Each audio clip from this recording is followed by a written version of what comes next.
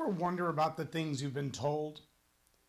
As a leader, it's absolutely imperative that we know, that we be well researched, that we understand concepts, even things that are outside the periphery of what we actually do every day. The people that we lead, the things that we're responsible for, the tasks at hand for our own lives, well, those are limitations to what we should be absolute experts in. But what we should know and understand around the periphery of what we actually do, well, that should be the everyday business of the leader. To do the research, to understand what's adjacent to, what intersects with, what will impact what we do. Quick illustration. I recently listened to a great economist breakdown of why lumber prices, silicone chip prices, car prices, even the prices of boba tea have skyrocketed in the last 18 months. And one of the things that they pointed out was something that had nothing to do with boba tea. It had nothing to do with lumber. It had nothing to do with silicone chips per se. But it had to do with the fact that the labor force has changed after the pandemic and the quarantine. And the result is there are not enough people working in the harbors to get all the containers off the ship or back on. Therefore, those things being shipped internationally through the seas, even the ones that are getting stuck in the straits, those ships have containers full of stuff that have not been sent to market and empty containers that have not been sent back to the source to supply the market. So why is the price of your boba tea going up so much? Not because it's hard to find boba, tapioca, grains. No, but because it's hard to get them from point A to point B. In fact, the same is happening with beef. We're destroying cows while raising the price of a hamburger. That doesn't make any sense, except that there might be some kind of manipulation in behind it. And that's what I want to talk about today.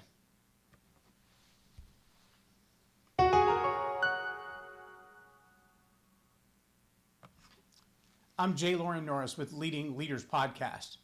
I want you to understand that there are a lot of things that we as leaders must be responsible for researching.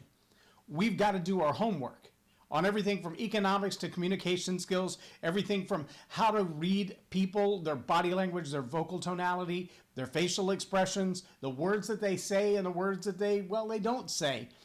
Those are also very important. We've got to study everything within our category. We've got to understand what it is that we do business for, how we do business, who our ideal customer is, how do we converse with that ideal customer, how do we close the sale, how do we build a relationship, what's the next thing in that customer cycle from the time that we identify them as a target lead to making them a prospect, to making them a lead, to converting them to a customer, now to bring the ongoing customer. As we know in the marketing principles, if you've got an existing customer, it's easy to get money out of their pocket. Easier to get money out of the pocket of an existing customer than it is to find a new one. It's also much cheaper. Finding new customers means you start that process over again, spending more money in marketing, more money in lead generation, more money in prospecting, more money in closing the sale. And now you have a new customer, and that process can be time-consuming and expensive. We need to know that stuff as leaders, a leader in business, a leader in relationships, because even in a mentoring relationship, those factors are important. So you've got to do your research. But here's the other thing you've got to know about research. Sometimes what you're researching is propaganda that has an agenda before you ever start reading it. Just to mention a couple, the 1619 project versus the 1776 project. Those two projects are at odds with each other just over the way that they view the world. Yesterday we talked about worldview and how your worldview makes a huge difference in the way that you behave, the attitudes and the actions that you take. Worldview is enormous. And worldview is that lens through which we decide what's right, what's wrong, if there is a right or a wrong, if there is an absolute true or untrue. When researching, if you're not willing to say, there's a chance that what I'm reading about economics comes from a worldview that doesn't support free market capitalism or free market business ideas known by many as capitalism. Instead, it comes from a worldview that's more of a socialist worldview, or more of a communist worldview, or more of a Marxist worldview, because those worldviews will give you positive and negatives that are mirror opposites. I'll just give you one little example. I have here, and you're probably not going to be able to read this because I can barely read it. Can you see how tiny those words are? See that? That is so tiny. I know it's out of focus because I'm too far from the camera, but this little book, this is my 1903, says right here on it, Webster's School Dictionary from 1903.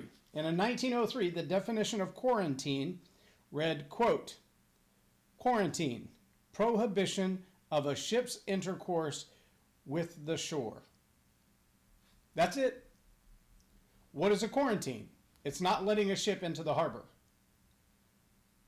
That's quarantine. That's it. Does it mean that we shut down all the economy? Does it mean we close businesses? Does it mean we tell people to stay home and not leave their house? Is that a quarantine? Wait, have we just changed the definition to match the behavior of what we're doing? Or has the definition itself become something more than what it was intended to be? Well, those are questions you're going to have to ask yourself. But when I say you need to be well researched, you need to be well read, you need to read up on economies, you need to read up on global business affairs, you need to read up on global politics. You need to understand that a good movie, if you haven't watched it, it is an older movie, I think from late 90s, maybe early 2000s, called Blood Diamonds.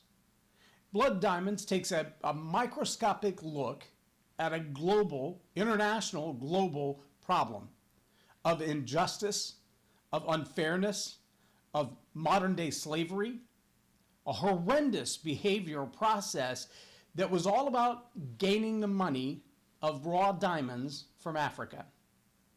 The whole process was corrupt from beginning to end.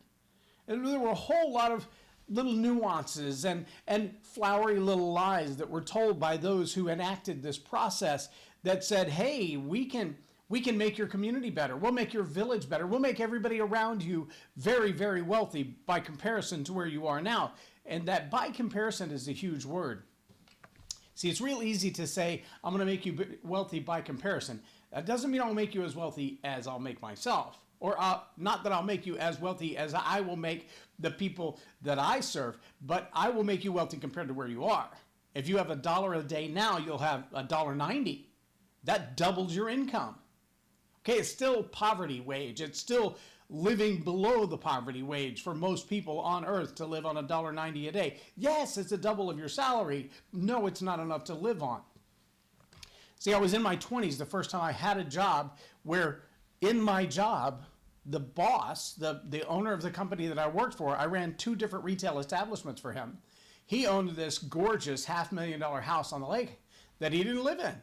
And that $500,000 house on the lake that he was refurbing to resell had a guest house. And the guest house was pretty nice too. It probably would have sold for a couple $100,000 even back then.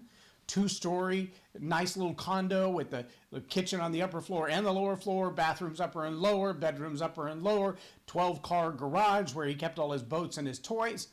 And instead of giving me a pay raise, he gave me a key.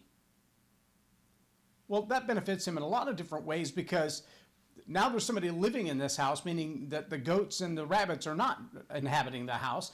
Somebody's living in the house to take good care of it, to let him know if there's a broken pipe or something of that nature because he wasn't there on a regular basis. But he looked at that in my income as a $600 a month contribution toward my income. Well, he just doubled my paycheck, right? No, he didn't double my paycheck. He gave me access to something that cost him $0 and in the end benefited him too. But then he extended that and he said, hey, I've got this Toyota Land Cruiser. I don't use it much. Why don't you drive it? Instead of another pay raise, he gave me another car that would be a $300 or $400 car payment. Do you see where I'm going with that? See, there's a little bit of bribery, but what happens when I leave the job? I haven't earned enough money to rent another place or to buy another place. I haven't earned enough money to set aside enough to actually buy my own car. So I am at the mercy of the employer. See, that's the kind of propaganda that happens in these tilted business transactions. Now, you can do all the research in the world, and you might look at someone like the position I was in and say, look, the net income is the value of the house, the value of the car, those are taxable, the value of the paycheck, that's taxable, so the income range is X. But it's not true, because none of those are yours to keep. Now, let this settle in for a minute. That's the definition of socialism. When the government owns everything and you own nothing. When the government gives you what you're entitled to and you don't get to decide. If they want you to drive that fancy car, they'll let you. And if they don't want you to drive a car at all, they'll give you all kinds of excuses in the world why public transportation or electric scooters are the right idea. Well, until they turn them off. You know they can do that now, right? There's actually a car company that sells you a car, but they keep the kill switch.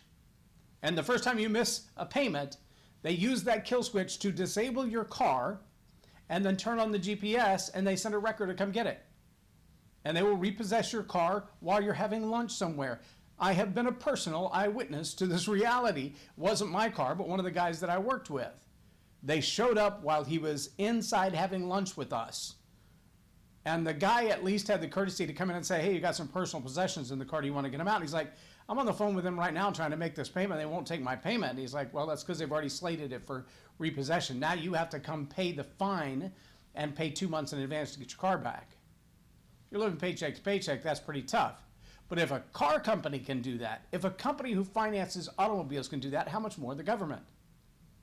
How much more if a government has control of the house you live in? How many of you know, or maybe you don't know, some of this little propaganda that sneaks in, it's in your terms and conditions. You just haven't read them because most terms and conditions, they look like this. But in the terms and conditions of things like your smart meter on your house, where you've got that nice little, Nest thermostat, the government can take control of that from a distance and change the temperature in your house. Yeah, there's a news story about it about 3 weeks ago when the temperature started to go up in Texas. People who didn't raise their internal temperature in their house while they were gone during the day, the Nest device would change it from a distance. They have remote control of your climate in your home. They probably have control of your phone. They can turn it on or off at any moment. They have control of your other digital devices and hopefully, in their mind, soon control of you.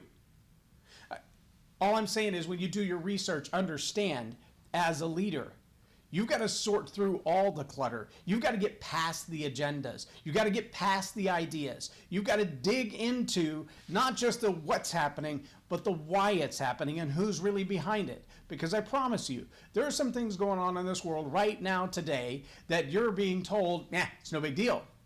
And there are some things going on in this world right now today that if you knew about them, you might freak out just a little bit.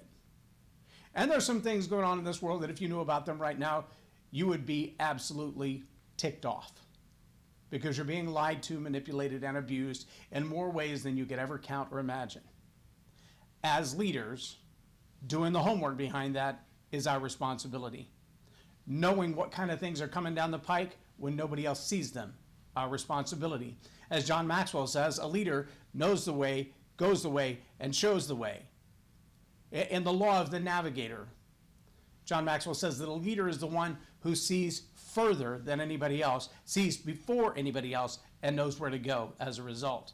Do your research, but also understand that some of the sources that you study from have intentionally already laced the content with biased opinions and propaganda.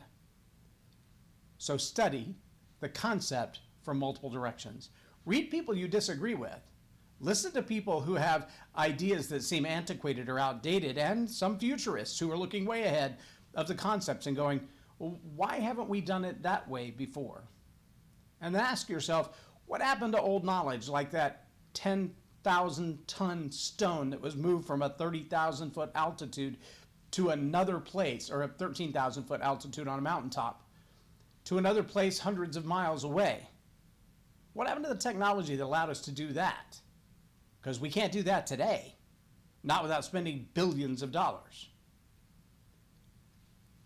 If you're a leader, you should be doing the homework. You should be doing your research. but look out for those biased opinions with slanted agendas and propaganda that's already laid in behind the research that you're going to do. I'm J Loren Norris with Leading Leaders Podcast for Tell It Like It Is TV. Have a blessed day.